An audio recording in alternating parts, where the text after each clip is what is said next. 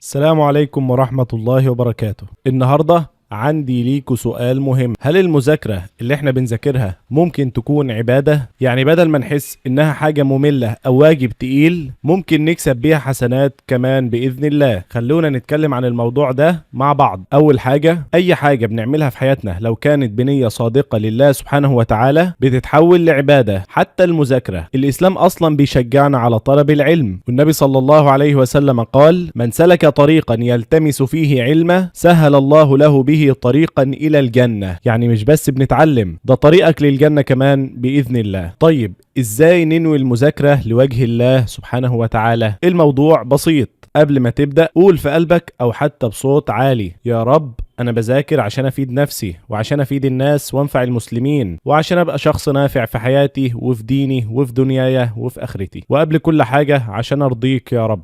كده انت حولت المذاكرة من مجرد حاجة مفروضة عليك لحاجة بإذن الله ليها قيمة عند ربنا سبحانه وتعالى. وكمان خدها عادة انك تبدأ المذاكرة بدعاء وباستغفار: اللهم لا سهل إلا ما جعلته سهلا وأنت تجعل الحزن إذا شئت سهلا. وربنا سبحانه وتعالى قال: فقلت استغفروا ربكم إنه كان غفارا يرسل السماء عليكم مدرارا ويمددكم بأموال وبنين ويجعل لكم جنات ويجعل لكم أنهارا.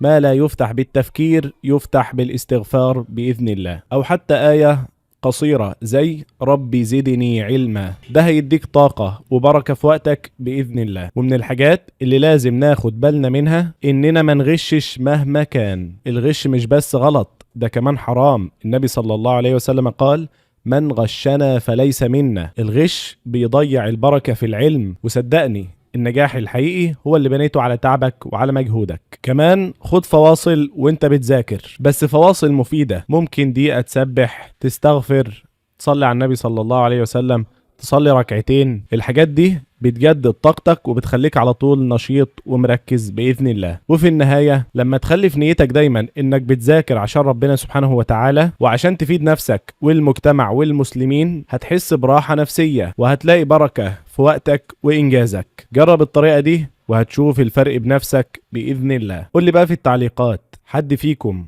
جرب قبل كده يذاكر بنية العبادة لله سبحانه وتعالى؟ ولو جربت حسيت بفرق؟ مستني تعليقاتكم، والسلام عليكم ورحمة الله وبركاته.